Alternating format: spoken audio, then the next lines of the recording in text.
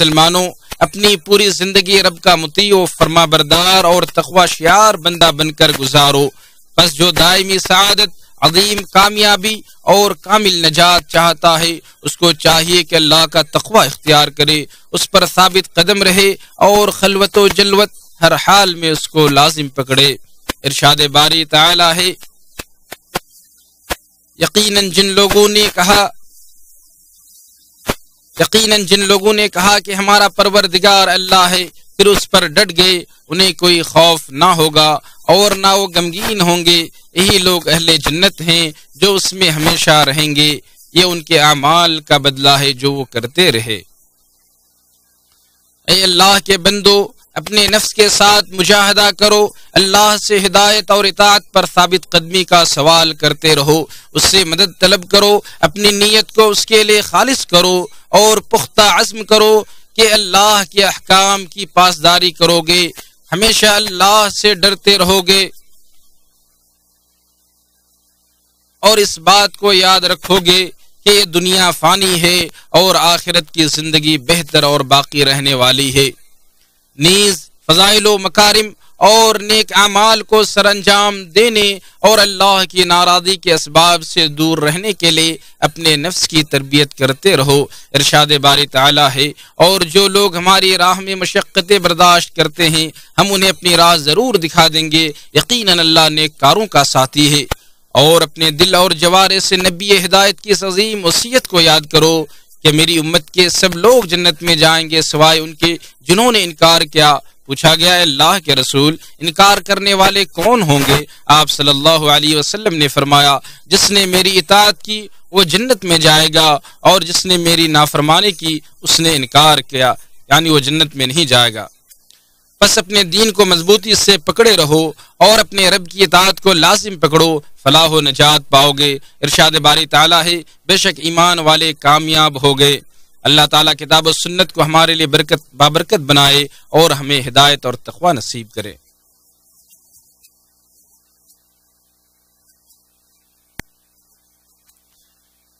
تمام تعریف اللہ کے لیے ہے، ایسی تعریف جو پاکیزہ اور بابرکت ہے، جو اس کی عظمت کے شان ہے، اور میں گواہی دیتا ہوں کہ اللہ کے سوا کوئی معبود برحق نہیں، وہ تنہا اس کا کوئی شریک نہیں، اور میں گواہی دیتا ہوں کہ محمد اس کے بندے اور رسول ہیں۔ یا اللہ درود و سلام اور برکت نازل فرما محمد صلی اللہ علیہ وسلم پر، ان کی آل اور اصحاب پر۔ اے اللہ کے بندو، جو شخص اپنا گوہر مقصود کو پانا چاہتا ہے اور ہر طرح کی مصیبت اور ہولناکی سے نجات کا خواہاں ہے، تو اس پر ضروری ہے کہ وہ اپنے عظیم خالق کی اس وصیت کو لازم پکڑے۔ اے ایمان والو، صبر کرو، پامردی دکھلاؤ اور ہر وقت رباط یعنی جہاد کے لیے تیار رہو اور اللہ سے ڈرتے رہو، توقع ہے کہ اس طرح تم کامیابی حاصل کر سکو گے۔ اور اس آیت میں جو رباط کا لفظ ہے وہ نیک کاموں پر مداومت، اطاعت و فرمانبرداری میں استقامت اور عمل صالح میں سبقت جیسے تمام امور کو شامل ہے۔ بس اے اللہ کے بندو، اللہ کی اطاعت و بندگی میں لگے رہو، اس کے نواہی اور منہیات سے باز رہو اور اس کے فیصلوں اور قضاء و قدر پر ایمان رکھو۔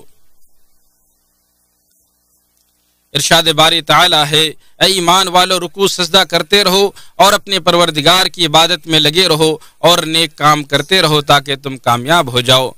پھر جان لیں کہ اللہ تعالیٰ نے اپنے آپ کو اپنے نبی پر درود و سلام پڑھنے کا حکم دیتے ہوئے فرمایا، بے شک اللہ تعالیٰ اور فرشتے نبی پر درود بھیجتے ہیں، اے ایمان والو تم بھی ان پر درود و سلام پڑھو۔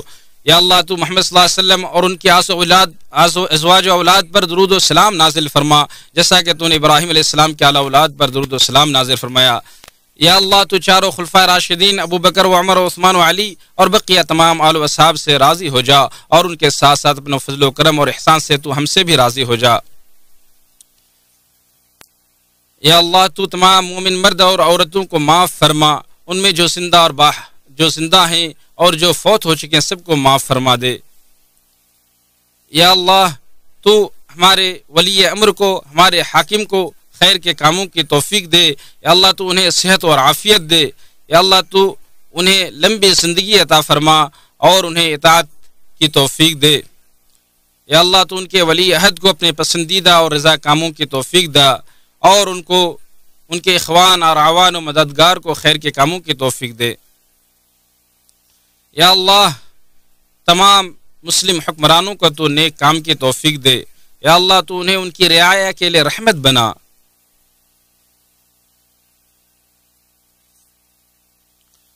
یا اللہ تو ہمیں ان میں سے بنا جو اس زندگی میں طاعت پر مستقیم ہوا۔